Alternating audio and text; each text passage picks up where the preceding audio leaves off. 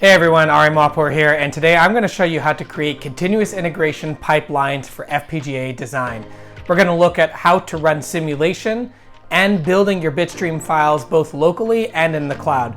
So join me and let's get started on building continuous integration pipelines for FPGAs.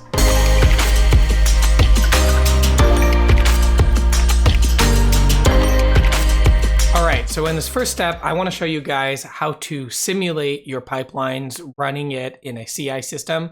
We're going to use Docker, we're going to use it locally, we're going to use it in the cloud, and I want to run you through that whole process. Before I get started, I just want to reiterate a little bit about the steps of what you would use CI for in FPGA design. So if you are familiar with my article, Creating Continuous Integration Pipelines for FPGAs, I lay out those steps right over here. If you haven't checked it out, please definitely go check out the article. It pairs really nicely with this tutorial. And in FPGA design, we have a few stages. There's first the simulation. So you want to simulate your circuit before you build the whole thing, because the synthesis, the place and route, that whole process for FPGAs can take a really long time. And so before you spend all of that time and all of that energy into building what's called like a bit file or a bit stream to load onto your FPGA, you really want to simulate that first. Make sure that everything is correct, all your logic, all your syntax, everything linting, stuff like that. That all gets performed in the compile and simulate stage. So that first stage is super, super important in FPGA design, where we first simulate, and that's what I'm going to show you right here in this step. Then after that, you build, and finally you do your testing. And testing can be all sorts of different type of tests. It could be hardware in the loop test. It could be more type of post-synthesis simulation. It could be emulation, but there are a lot of different ways of testing. So today we're really focusing on the simulate and build step. So let's go ahead and get started with the simulate. And if you notice, I've linked also in the article different repositories that I'm using. And this is one of the repositories for the simulation. It's called, the simulation tool that I'm using is called Icarus. Icarus is a free tool that you can use to simulate and compile your Verilog code. In this example, in this repository, I have two very, very basic examples. One is a simple counter, and another one is just spitting out hello world. It's obviously very trivial, but it gives you a demonstration of how to do simulation, how to compile your code, and just to kind of watch that process in the CI system. So let's run through the code first. Before I get into the actual development code, the Verilog code itself, I want to show you where this is running. So normally, when I would run this particular code somewhere, I would, let's say, install the software directly, and I would run something like, compile this directly on my Linux machine, on my Windows machine, whatever it is.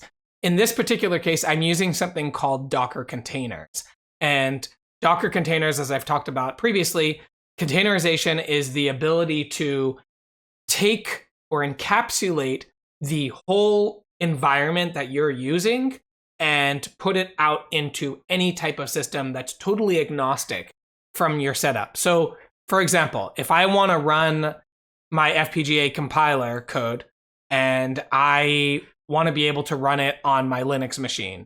So I would first have to install all the dependencies before I install my Icarus Verilog executable. I have to install that package locally, but before I do that, I need to make sure I have certain libraries, things like that. And if you notice over here, I've installed all the libraries. If you look, I've installed all my libraries, and then I've run all of my compilations, configure, auto-configure, I did a make, and then I did a make install.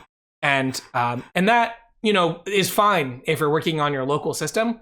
But let's say you now want to send it over to someone else, or you want to run it in the cloud that doesn't care. It doesn't want to know. It doesn't want to install all of that. So we use things called Docker containers. And Docker containers allow us, again, to create this virtual environment, run it up in the cloud. In this case, it's Kubernetes executors that GitLab SaaS is using. They're opening up these little kind of virtual environments, and then they are taking that, running it, and then throwing it away when they're done. So I've created what's called a Docker container. This is called a Docker file. I've created a Docker file to first install all my dependencies And then after that, it's going to clone the latest version of Icarus Verilog and then build it.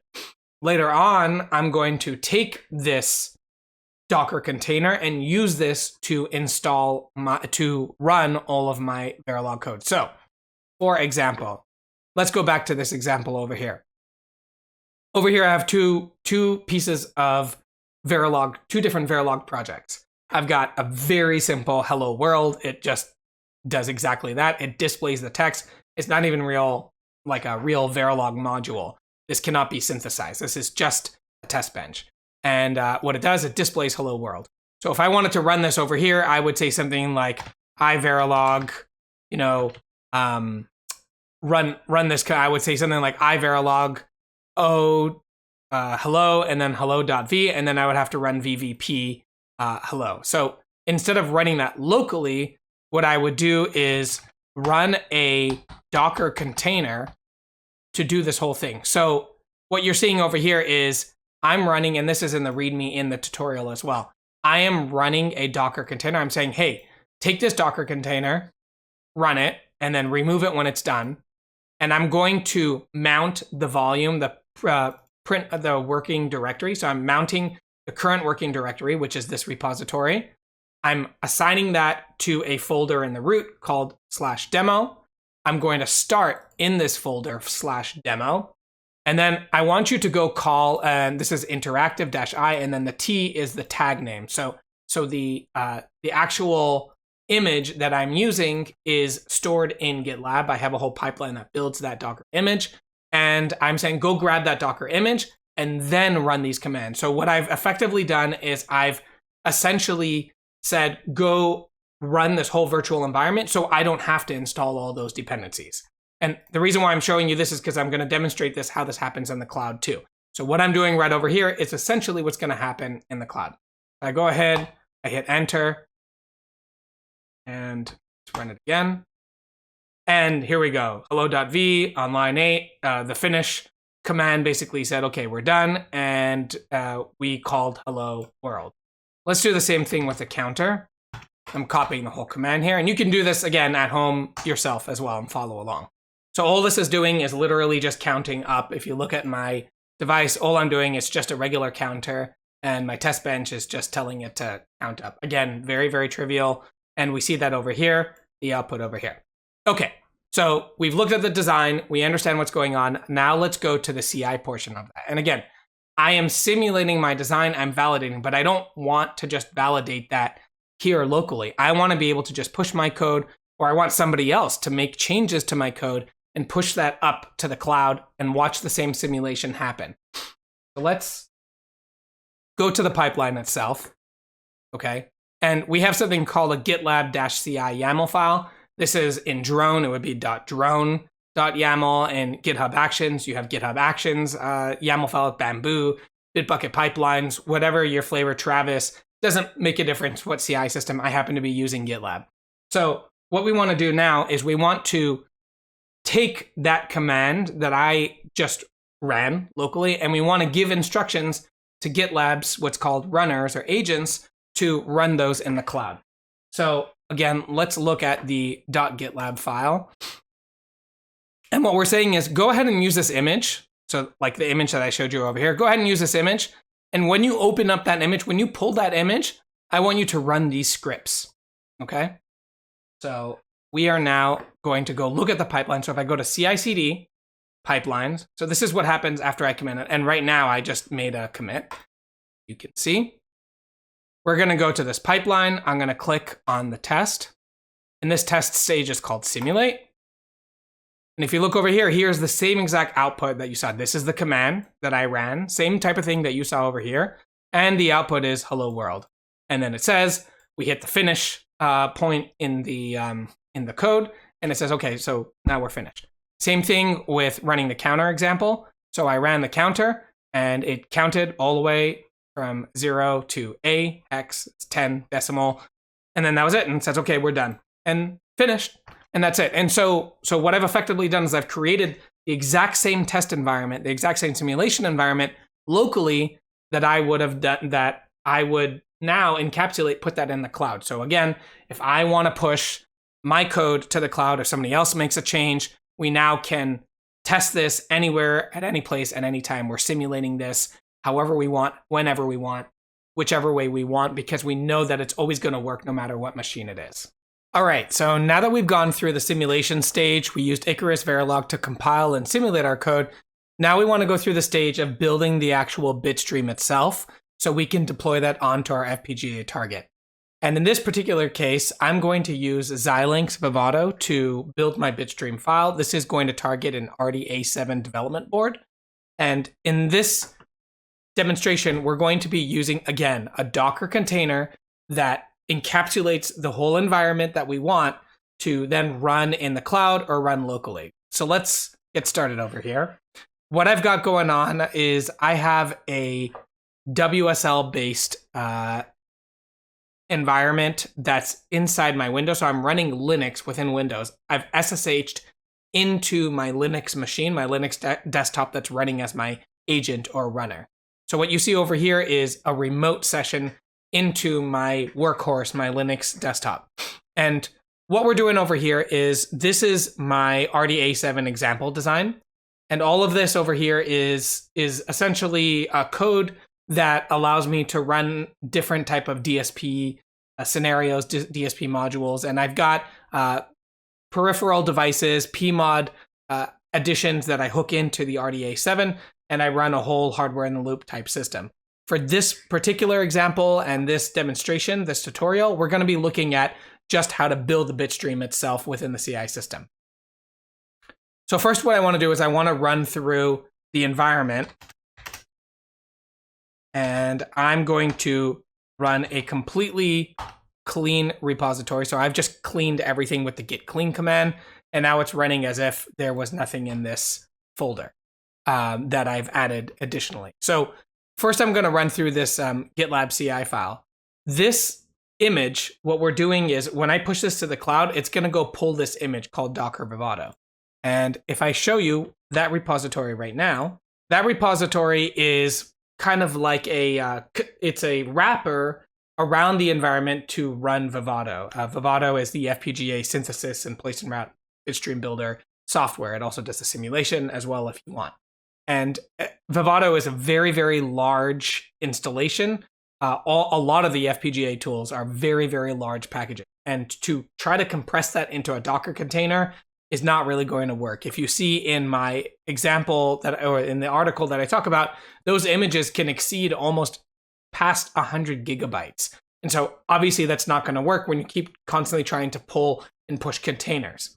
So what I've done over here is I've encapsulated that whole environment, the actual OS, the operating system, into a Docker container, but then I point to a shared location where I've installed Vivado. And that's why I'm remoting into my Linux system.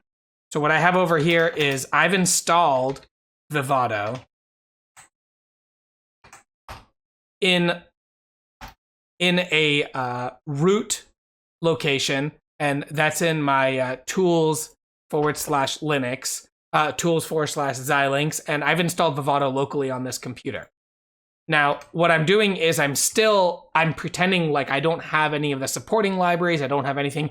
I don't want to get my whole system messy. Let's say I want to run this as if I have a Samba share or if I have some sort of network share, I want to use this off of a network drive. So what I'm doing over here is I've created an environment where I put all together all the dependencies that are necessary in order to run Vivado, but not installing Vivado itself. In this case, I'm going to make the example a little bit trivial. I am going to run it directly as if it was just, I'm going to pass it as a published volume. And this is the command that I'm running. So again, one more time, just to recap, I've created this Docker container, and this Docker container contains everything that's needed to run Vivado without Vivado itself. So when I go ahead and run Vivado, when I run this Docker container, I'm going to point to the volume where Vivado is. And that's what these mounts are. And of course, like we had in the previous stage in the simulation, I need to point to my local directory as well. And that's the same thing, the worker. So what I'm doing is now I'm going to call the registry.gitlab.com run that specific Docker Vivado tools image. And this is a 2019.1 version. And then I'm going to run a series of commands, which is in my GitLab CI. So I'm sourcing the settings. I'm grabbing a build script that I've put together. So this build script over here, I have a build script that's going to be pulling, sourcing, creating my environment, and calling Vivado and building my whole project from scratch. And you'll see that in a moment. So I'm going to pull that build script. That again is also, this is in another repository. So if I go here, I'll show you that repository. It's a very, very simple build script. Not too much to it. And if you look at the README for that repository again, it's right up over here, gitlab.com/FPGA-tools. In that organization, in that group, you'll see this repository Xilinx build system. And it gives you an example of how to run this tool. I'm going to pull that tool. Then I'm going to create the necessary folders, everything like that, and then run my tool, run the commands. So let's see that in real time. And I've put that example in the Docker, I put an example command in my README file over here. So you could follow along and run the same thing as well. Again, requires a little bit of finesse in order to install it locally, especially if you want to run this on a Linux system. But as long as you install it to the default path, Xilinx Vivado 2019.1, you should be fine. Okay, so we're going to go ahead and run this. This build is going to take a little bit of time. So I am going to put it into high speed. So you see, we just completely built our whole bitstream process, and we have the MCS file. This can be loaded directly onto the device itself. And if you look, here's the output bitstream file, everything. So if I go to this folder, you see under Vivado, hardware, and the bit file, the MCS file, all the files that need to be loaded directly onto the FPGA target using a JTAG device can be found locally. Now, we want to watch the same thing happen remotely in the cloud. So let's go back to our project in GitLab. And if I go to the repository, so what I've done is I've, let's say, pushed to my pipeline. And if I push to my repository, then the pipeline would run, and you'll see the same thing will happen over here. I've added a few extra debug steps, some other things. But if you look, the exact same process goes through here. So we first pull that build script, we call Vivado, it builds the whole bitstream, everything that you can see over here, and then finally takes all of those outputs, puts them into artifacts, and stores them over here. And if you see over here, we have the artifacts that we can now build. Take this, so if we don't want to build this locally, we can just take this from our pipeline and then drive it directly onto our target, or we can hand this link to our coworkers, to our friends, to anybody else who's working on this project, and have them download the files and load it directly onto their FPGA. And this concludes the tutorial on how to build a bitstream locally using containers and running it in the cloud using your CI pipelines. Today, we looked at continuous integration pipelines for FPGAs. We first ran simulation with Icarus Verilog using containerization, containers, locally, and then pushing it to the cloud, watching that run in the cloud. Then taking the build process using Xilinx Vivado 2019.1, building the bitstream locally, and then watching the same thing happen in the cloud. If you enjoyed this video, this tutorial, please check out the rest of the videos and tutorials we have, and definitely subscribe to this channel. Thanks for watching.